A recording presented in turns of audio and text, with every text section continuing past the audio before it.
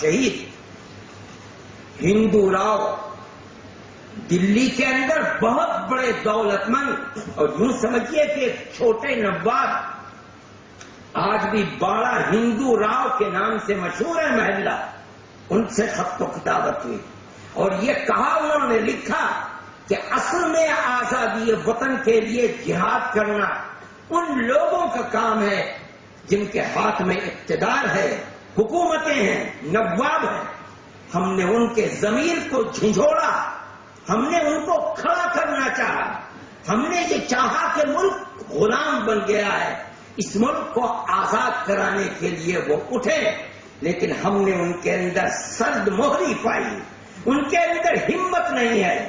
ہماری دعوت پر اور ہماری للکار پر جب وہ نہیں اٹھے تو پھر ہم بوریا نشینوں نے اپنے سر سے کفن باندھا اور اپنے ملک کی آزادی کے لیے آگے بڑھ رہے ہیں۔ انہوں نے پورے ملک کے دورے کیے، آپ کے اس صوبے کے اندر بھی پہنچے۔ جب انہوں نے سفر کیا اور اس ملک کی آزادی کے لیے انہوں نے جس میدان کا انتخاب کیا وہ ہندوستان کا شمالی حصہ تھا، پشاور سرحد کا علاقہ۔ انہوں نے پورے ملک کے دورے کیے، جگہ جگہ پہنچے، اور مسلمانوں سے، اس لیے کہ دوسرا طبقہ کھڑا نہیں ہو رہا تھا، مسلمانوں سے انہوں نے بیعت لی ہے، عہد کرایا ہے کہ وہ اگر ملک کو ضرورت پڑے گی تو کسی قربانی سے پس و پیش نہیں کریں گے۔ میرے بھائی، مسلمان نے اپنی تاریخ کو خود بھلا دیا۔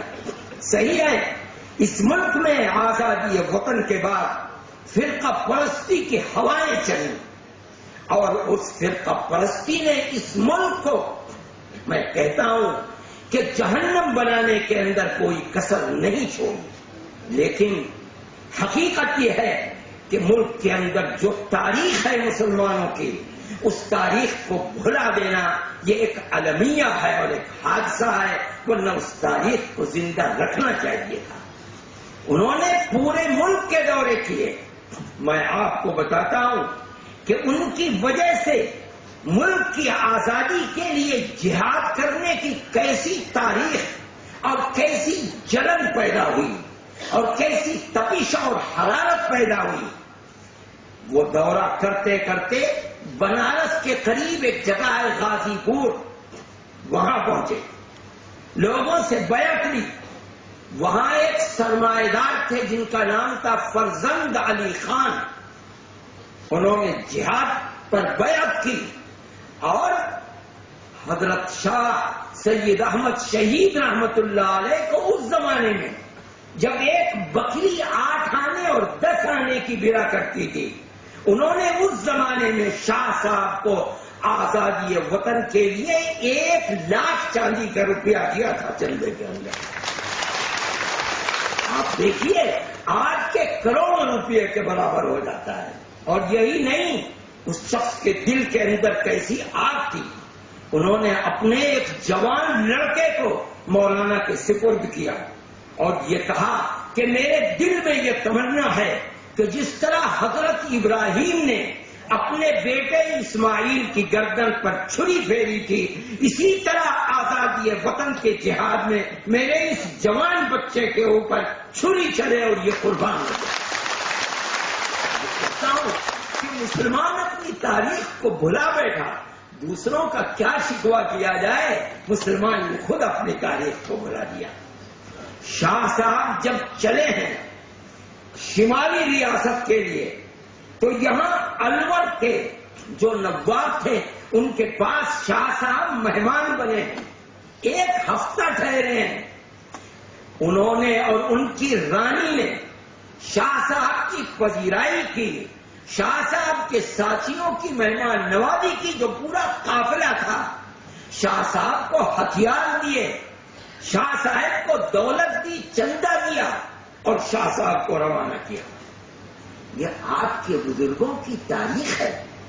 شاہ صاحب وہاں پہنچے اور مکمل 3 سال انہوں نے جہاد کیا، اور اس جہاد کے نتیجے میں سن 1831 کے اندر شاہ سید اسماعیل شہید، شاہ سید احمد شہید رحمت اللہ علیہما اپنے ہزاروں ساتھیوں کے ساتھ قربان ہو گئے، ملک کی آزادی کی بھیٹ چڑھ گئے۔ آج دنیا یہ سمجھتی ہے کہ آزادی وطن کا جہاد 1857 ہے پہلا، یہ بات نہیں ہے۔ اس سے پہلے جہاد 1831 کے اندر علماء قربانی دے چکے ہیں، تاریخیں موجود ہیں۔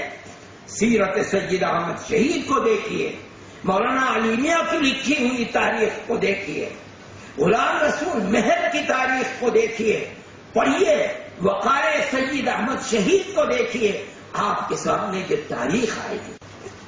پھر یہی نہیں، شہید ہو گئے، لیکن ان کے ساتھ ایک جماعت تھی علماء صادق پور کی۔ صادق پور یہ اس زمانے میں محلہ تھا پٹنہ، پٹنہ جو دارالسلطنت ہے، بہار کا مشہور شہر ہے، اس کے برابر تھا۔ آج تو صادق پور محلہ ہے، یہاں کے علماء کی بہت بڑی جماعت سن 1831 کے جہاد میں ان دونوں حضرات کے ساتھ ساتھ رہی۔ صحیح ہے، یہ بھیٹ چڑھ گئے آزادی وطن کی، قربانی دے دی۔ علماء صادق پور نے بالا کوٹ میں شہادت کے بعد اس حصے کو چھوڑا نہیں، وہیں رہ گئے اور سن 1846 تک برابر جہاد کرتے رہے۔ یہ سب سے پہلا جہاد ہے، یہ اس وقت کا جہاد ہے جب جہاد کے اندر تنہا مسلمان ہے شریف۔ کچھ لوگ ہیں، یہ کہا جاتا ہے، نام آتا ہے کہ حضرت شاہ صاحب کا جو توپچی تھا، شاید اس کا نام رام لال تھا، وہ ایک ہندو تھا، لیکن عام طریقے کے اوپر اس جہاد کے اندر تنہا مسلمان اور علماء نظر آتے ہیں۔ تاریخ بتاتی ہے کہ غازی پور کے 6 آدمی اس جہاد کے اندر شہید ہوئے ہیں، ان میں فرزند علی خان کا وہ بیٹا بھی تھا جس کو سید احمد شہید کو اس جذبے کے ساتھ دیا گیا تھا جس کا میں نے ذکر کیا۔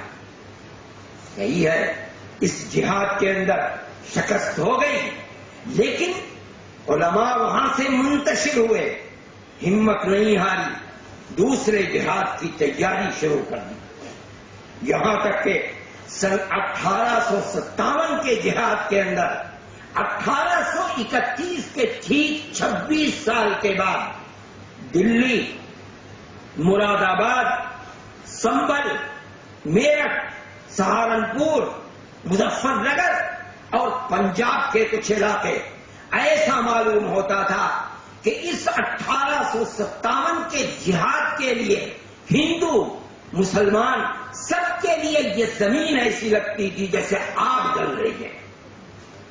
اب اس جہاد کے اندر تنہا مسلمان نہیں، شعور پیدا کیا گیا، احساس پیدا کیا کہ ہم اگر تنہا لڑیں گے، ملک میں قربانی دیں گے، آزادی نہیں ہوگی، ضروری ہے کہ ملک کا ہر طبقہ جہاد کے لیے کھڑا ہو۔ چنانچہ اس کے اندر ہندوؤں، مسلمانوں، سکھ اور دوسرے تمام طبقوں نے شریک ہو کر جہاد کیا ہے۔ میرے بھائی، اس جہاد کے اندر آپ دیکھیں کہ قربانی کس طرح دی ہے۔ مراد آباد ایک شہر ہے، آپ نے نام سنا ہوگا، جو لوگ گئے ہوں گے انہوں نے سنا ہوگا کہ وہاں کا ایک محلہ ہے گل شہید، آج بھی اس کا نام گل شہید ہے۔ فارسی میں گل مٹی کو کہتے ہیں، شہیدوں کی مٹی۔ یہاں کے جو نواب تھے ان کا نام تھا نواب مجو خان، آج بھی ان کے محلات موجود ہیں۔